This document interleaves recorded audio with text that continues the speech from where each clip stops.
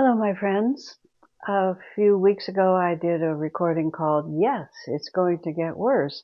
And a lot of you really responded to that with questions and watching it and so on. And now I would like to do the second half of that, which is yes, it's going to get worse. So what are we going to do about it? Because that's really the important issue. To just walk around saying, the sky is falling, that's not going to help us. We came here for a reason. So now I'm going to talk about what shall we do about it. I also want to remind you that we're able to do this. I say we because my friend Ishani is what makes everything happen. And Ishani and I are able to do this because you support us to do it through Patreon, through becoming a member of YouTube, by becoming a subscriber on Instagram. And all of that gives us the freedom to be able to keep making this content. And in addition to what you find currently, I've been talking like this and sharing these teachings for many years. And go into the YouTube channel, type in any subject that interests you, and you'll find a lot of classes that could be really helpful to you. And I'm really going to encourage that. Now I'm going to start onto the subject. What can you do about it? And what you can do about it is we can begin to get serious about our lives. Before we take an incarnation, we are in the astral world, which is the world of energy, which is where we go between our lifetimes. When we're in the astral world, whatever level of development we're in, some people are wide awake in beautiful dynamic heavens and they continue to expand their consciousness even without a physical body. And some people just can't even see that subtle world. And they basically sort of get a long nap. They get a very long nap and they don't really wake up again until they have a physical body and can have physical experiences. However you spend your time in the astral world, there's an interlude there, and then you have karma, you have unlearned lessons that can only be learned when you're back in a material world. And if you're very conscious, you're part of that choice. If you're less conscious, your guardian angels and your teachers and your guides figure it out for you. Now, we're not always coming back to the same planet. My teacher, Swami Kriyananda, asked Paramahansa Yogananda, the great master who's behind everything I'm telling you, he asked him, are we earthlings always? Do we always come back to Earth? Yogananda laughed at the mere possibility of that. There are countless inhabited planets, and each of them have different characteristics. Some of them are very enlightened, some of them are very dark, some of them are very peaceful, some of them are turbulent, and we go to the environment that is really going to help us face whatever we have to face in order for us to truly understand who I really am, where my power comes from, what thoughts, attitudes, and actions bring me lasting happiness and which causes suffering. The only drama that's ever going on in the material world is not the big plot of countries fighting against each other and earthquakes happening and economics, all of this. That's the big seeming story. But the entire purpose and the only thing that's really happening is individuals like you and like me are getting the opportunity to learn things that we don't already know. And I have to add to this about the power and presence of God in our lives, about the fact that we are part of a greater reality, that even though we feel isolated and separate and small and weak and vulnerable and all these things, it's not true. We are part of all that is, and we have access within us to all the energy of the universe, but we don't know it. So we come to the planet that has the drama going on that will push us to have to learn things that we wouldn't be able to learn except when we were there. So think of it like this. All of this that's going on the planet is like this. We're in this big theater, and the theater has unlimited money and makes the most astonishing backdrop so that the actors can walk out and do their story. And their story is related to the backdrop, but it's what the actors are doing on the stage. That's the real plot of the drama. And the backdrop can change and collapse and blow up and catch fire and all that, but that is not the drama. The drama is, what am I learning from being in the environment in which this happens? So yes, it's going to get worse is an extremely important fact, because then we have to say, well, then why am I here? What is it that I don't understand that I'm supposed to be learning? And just because this is not what I think I want, don't mistake for one moment that you're not exactly where you need to be and your soul actually wants to be here. Because you see, we operate on two different levels. Let's use the simple word, we operate on the superconscious level and the conscious level. And when we come back into a physical body, the limitations of our physical senses and the heaviness of the material world creates an artificial barrier between our conscious and our superconscious. Our superconscious is the part in the astral world that said, wow, it's going to get really tough on Earth. I want to go. I want to be there. Because when all those big challenges happen, it's going to interrupt my little small, comfortable, I get what I want and I get to sleep through another incarnation, because it's not going to be an option. It's not going to just be nice and comfortable here. And I'm going to have to ask very different questions that I wouldn't be compelled to ask. And I'm going to have to make very different choices. And I'm going to have to gather and discover and learn to access a kind of inner power that is latent within me, but that I wouldn't put out the energy to access unless I had no choice. And that's what we're working with. The whole drama from delusion, I am small, I am helpless, I am separate, I am the victim of my circumstances, whatever is going on outside of me, that's who I am, or I am one with the infinite power of God, and I can choose my consciousness. But it's not just like, oh, I think I'll just take the God side of things. That looks better to me.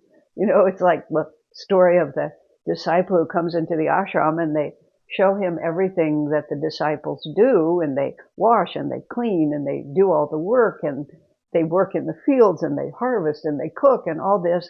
And then you see the guru and you say, well, what does he do? Well, he just sits on his chair and he blesses people. He says, I'd rather be the guru here. That looks like a better job to me. And so we imagine, well, I'll just choose this. No, my friend, because we have been committed to all these fears, to all these self-definitions. We've been committed to them for many incarnations, and we have built up in our chakras. Please go to my YouTube channel, type in chakras. You really need to understand the chakras. Type in reincarnation and the chakras, because that is the key. We build up an energy pattern. We are not in charge in the sense that it's not a blank slate. We make certain choices. It becomes our habit. We become used to that habit. The consequences of those actions begin to catch up with us. We've been making choices and building up consequences for many, many lifetimes. And merely to shed your body does not affect the consequences that you've built up. This is what people discover. You die, but you're still there. All the forces that are part of you are still there. And the chakras are the energy system by which that karma is carried forth. And it's an energy, the word chakra itself means wheel. And the way the energy is within that, we use the Sanskrit word is vritti, but it means whirlpool. The energy is moving. And that's why even if you resolve not to eat that last cookie, you find yourself in there eating the last cookie. Even if you resolve this time, when so-and-so speaks to me like this, I will remain calm. And then you don't remain calm, because that vritti has momentum and it draws you into it. So the effort required to change your momentum is you have to put out as much energy in the opposite direction as you have already invested in whatever the habitual direction is. When you're on the freeway and you want to change the direction of your car, you have to slow the car down, you have to look around you, you have to turn it, you have to drive. All these things have to happen. So it is with us. So, but we don't put out that energy. We just flow with our subconscious habits. We just let the energy in the chakras run time after time after time. until the consequences become so severe that we notice, and then we try to change. And that's why we would choose to come into a planet where, yes, it's going to get worse, because we have decided that we really want to grow. Your superconscious decided you really wanted to grow. Your conscious may have its arm folded and saying, I don't think so. And your superconscious says, no, this is really what we're going to do. So I'm sending you to a planet where, yes, it's going to get worse. So what are we going to do about it? We need to build personal power. And I don't mean personal power by bank accounts or guns or whatever you think is going to make you safe. We're going to be living through a time when all of those comfort zones are going to be disrupted. So if all of our external comforts and securities and self-definitions get taken away from us, do we disappear? Or is there something that is not dependent at all on the backdrop? That I am the actor. I am the one. I have a relationship with a much higher power, and I can live by that attunement. But you can't wait until everything has collapsed around you. The whole point of saying this, the whole reason that the masters have put this thought out so strongly, because we need to start practicing when it's easier.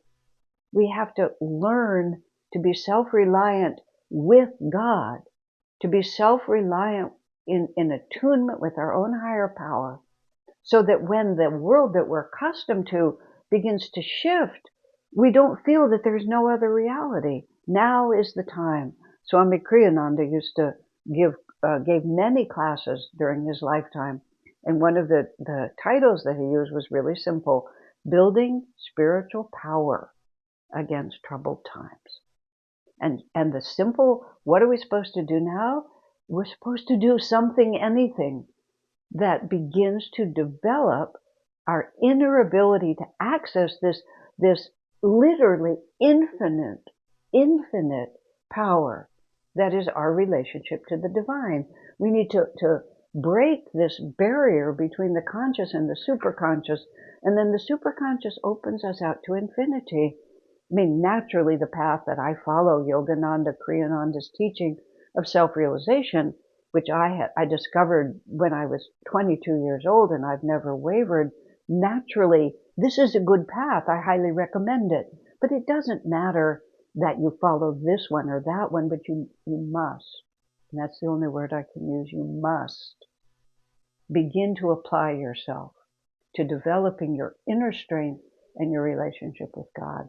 The purpose of all these turbulent times, as all the masters say, people have become so materialistic and so egoically self-centered and so distant from the natural world that a correction is needed. That's all.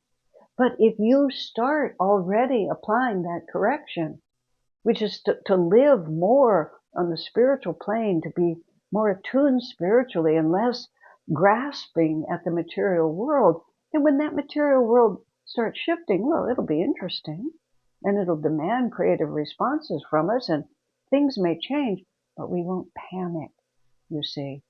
And the hard times are to force people to wake up. So if you're already awake, if you're already dressed in your wetsuit and have your surfboard in your hand, when the big wave comes, you just ride it. If you're still dressed in your suit and your high heels, standing on on the beach, then you won't know what to do. One is that, here we go. This is the adventure. I was born for this moment. So what we should do, because it's going to get worse, is just about anything. Just find, but apply yourself to it. Get ahead of the force. Realize, I see it coming. This is folly to just think that all of these negative forces playing against each other are just going to all, in the end, everybody's just going to sit down and have tea and have it all be over. No such luck. I mean, common sense now. You don't have to go any farther than that. Just common sense says it. So start being serious about your self-development and your self-discipline. Put yourself on the right track. You don't have to radically change everything right now, Just start. Put one foot in front of the other, one foot in front of the other. I am a child of God. Divine Mother loves me. I can have a relationship. I have infinite power within me, and I'm going to have so much fun discovering that. I mean, this is why we were born. Everyone says, what is my purpose? Your purpose is to discover who you are inside. So let's begin. God bless you, my friends.